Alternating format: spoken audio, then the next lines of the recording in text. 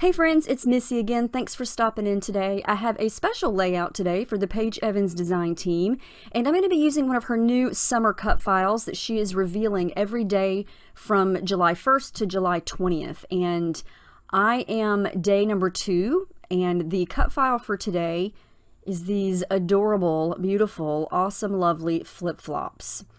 And right away when I saw these, I was excited to use these. And I wanted these flip-flops to be very colorful. So I went ahead and cut them on Horizon paper number 20 because this paper is full of color. And it looks totally different when it's cut on these flip-flops. And you'll see here, very, very detailed, intricate design. So it took me a while to very carefully peel it off my mat because the inside of the flip-flops is just covered with flowers. Look how pretty. And look how colorful they are. I love those. Like, I would buy these and wear them. That's how cute they are. So my first thought was I'm going to back these with just some white cardstock and go from there. And as I started adding glue, I thought this is going to take forever because there's so many little nooks and crannies. So what I did was I pulled out a sheet of sticky dots. I've had these for a long time. These are by ThermoWeb. And I will link those down below. But it's basically an 8x10 sheet of teeny tiny sticky dots. And so it's perfect for something like this. You basically just stick it down, press it with your hand, and then when you peel it off, or you peel your design off, the entire back of it is sticky because it's picked up these little teeny tiny sticky dots. And I have used this stuff from time to time when I have intricate, detailed pieces like this. But yeah, so now the whole back is sticky. I don't have to worry about glue. But I'm going to stick it down to some scrap white cardstock that I've already cut into for something else. And then cut around the edges and cut it out. And I'm not quite sure what else I'm going to do yet. I'm obviously going to create a summer layout, so I'm going to have a summery type photo. But I wasn't sure if I wanted to do a pool photo, because I have so many of those, or a vacation photo, because we've been to lots of tropical island places over the last, gosh, we've been married 20 years now, so over the last 20 years. So I went through my photos and, you know, decided later which one I was going to use. So now that I've got the flip-flop done, I decided to do, you know, the plastic parts that goes in between your toes, that deep pink color. So I picked out paper number 9 from Horizon and just traced the inside pieces that were cut out of the cut file. And I'm going to put them right back where they go. Except when I finish this, I'm going to pop these pieces up with some adhesive foam to give them some dimension. I was so excited how these looked. Look how cute. I used the other part, the lighter part of that same pink paper, to trace the edges of the flip-flops, so they're a little bit lighter. But I mean, are these not the cutest flip-flops ever? I was looking at these and I was thinking, man, I wish these were real shoes because I want to wear these. So I'm very, very carefully adding adhesive foam behind all the pink parts, even around the skinny edges there, because I want dimension. And so I've got that pretty much done. I'm going to glue down all of the pink pieces, the dark pink pieces, and the light pink curved edges. You can kind of see there how I added the adhesive foam in very, very skinny little pieces. But I think these are so awesome. And I would love to see how everyone else uses these. You know, you could do these in a solid color. You could cut these in white and then back the flowers with different color paper. That would be cool too. So this is just one idea. So I'm going to use white cardstock as my background, and this is thick, smooth basil marshmallow. I was just showing you the dimension there. And then I decided on a picture of me. We had hiked up this mountain. This was back in 2015. My husband and I took a trip to St. Martin, and so we hiked up this mountain one day and we're taking pictures of the view. It was so pretty. And I like this picture because it's got, obviously it's a beautiful view, but I love the different blues in the sky, and I love all the different greens in the mountain behind me. And so I thought that those colors would be a great contrast against all of those bright colors in the flip-flops. So all I'm doing here is adding some clear gesso to the background because I'm going to do lots of texture. Now look at this. This is a perfect match. This stencil is one of Paige's new ones, and it's called Flowers. And it's the same design that's inside the flip-flops. I mean, I had to use this stencil with this cut file. It's perfect. It's the same design. It's just, it was meant to be. This is the cut file I was going to use on the layout I did a few days ago, but I changed my mind when I knew that I was going to use these flip-flops because I had to use the matching cut file. So what I thought I would do is do some spotty modeling paste stencil work, meaning I'm not going to cover the entire background this time. I'm just going to do a little bit. Well, it still winds up being a lot, not going to lie, but I'm still going to have white open space. So I'm trying to kind of do it around the edges of the flip-flops and then kind of work it over toward the right edge where it's going to be visible kind of underneath where my picture is going to go. So some of this white space is going to be just flat cardstock, and then some of it is going to have this awesome design. And I think in the end it worked out great. But I'm just using Liquitex modeling paste, scraping it right over the stencil there using my little palette knife. And if you've never used modeling paste, it's wonderful. It's thick and creamy. It's easy to scrape over stencils. And when you peel the stencil back, you get this really awesome texture, and whatever the stencil has on it, that's the shape that you're going to get on your paper. And when it dries, it's real rough and bumpy, and it looks so neat when you add color on top of it. I like to add sprays or watercolors on top of it, but you could also do acrylic paints or distress oxides or even scribble gelatos on top of it and then smudge it down. All kinds of things. I just highly recommend experimenting and playing around because you never know what you may come up with by mistake. You never know until you play around with things, and highly suggest that. So I want the flip-flops kind of over to the side. That's where I keep bringing them and positioning them. And I want them to be kind of crooked, of course, because, I love crooked things. And then the picture is going to go over to the right because it's a pretty big picture for me.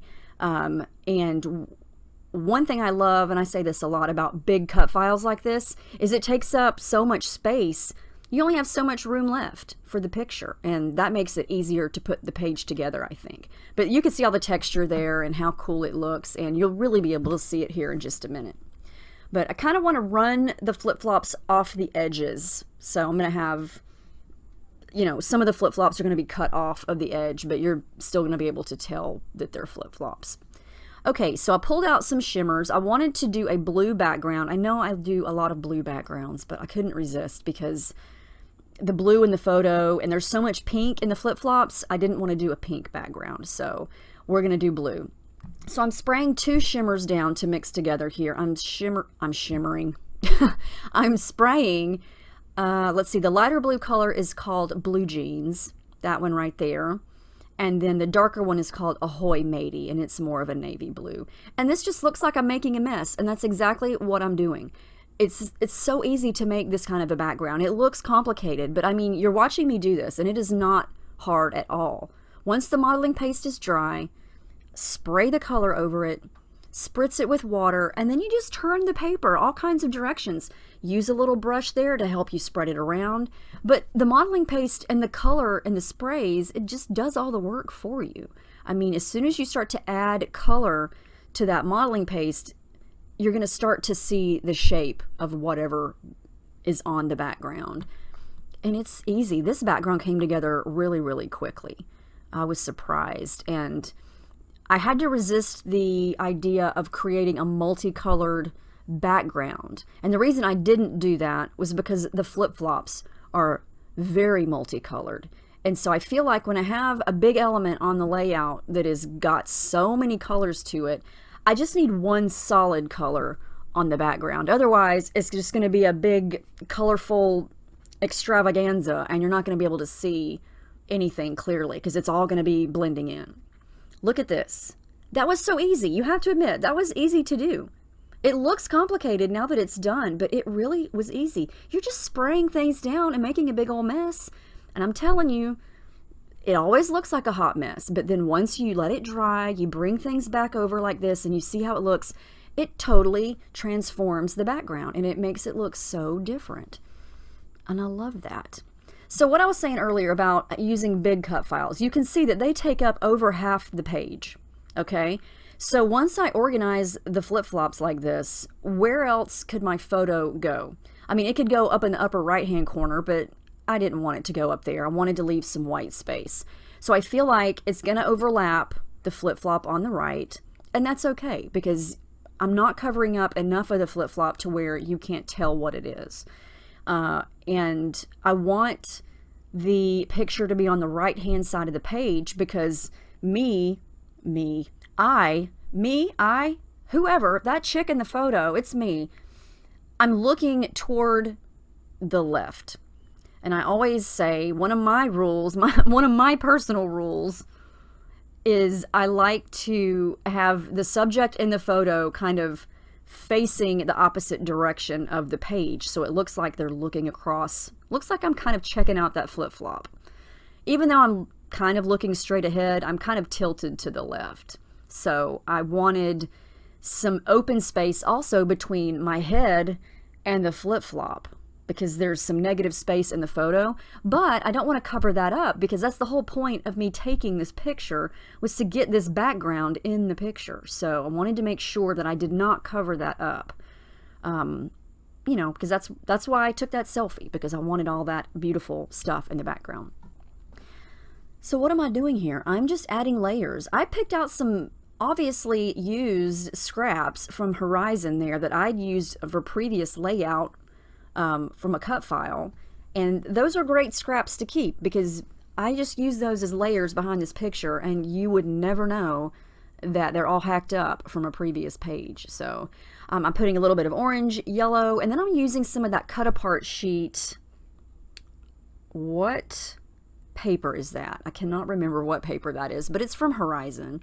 And then I pulled out all the stickers, the puffy stickers, the paper clips, the die cuts, just whatever I had left. I created a lot of layouts using this collection in the past, and then I stored it when the new collection came out, and so I just kind of used what I had left. I have a lot of the papers left, but I really don't have a lot of the stickers and things, so I just kind of picked out things that I had that worked, because Horizon is a travel themed layout, but I mean I've used quite a bit of it, but I still had some stuff left, so I just made what I had work. I'm going to use that floral sticker over to the right that was a vase, but the vase part I had cut off. I don't even know where that went, but I'm going to use just the flowers over there on the right and then tuck in another little circle sticker there. I'm going to use a yellow paper clip on the left that is in the shape of a globe, and then that green sticker on the left says life is a journey. Actually, that's not a sticker. I cut that from pattern paper. It was a globe, but I just cut the globe part off and I'm going to use it as a sticker. Why do I keep saying sticker? I'm going to use it as a circle. There we go.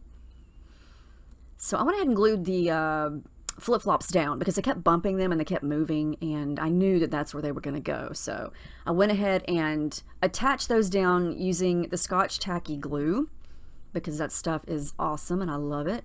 And then I decided to pop up the right side of the photo since the left side is on top of the flip-flops, and the flip-flops have adhesive foam under the pink part, so I wanted to make sure that the photo was the same height. And then I picked out some matching colors of thread. I picked out the lime green color and then navy blue to start. And I just go back and forth with different embellishments. It took me a while to decide on the embellishments. For the first time in a long time, the background took me no time at all, and the embellishments took me the longest. Usually it's the opposite. But yeah, I'm going to pull in some of the dark blue thread because I wanted to emphasize some of the dark blue that is in the flip-flops. And another thing that I love about using a paper that's got all these colors in it is I'm pretty much unlimited to the embellishments. You know, I can pretty much pick out any color of anything and it will match because all of these colors are in the flip-flops.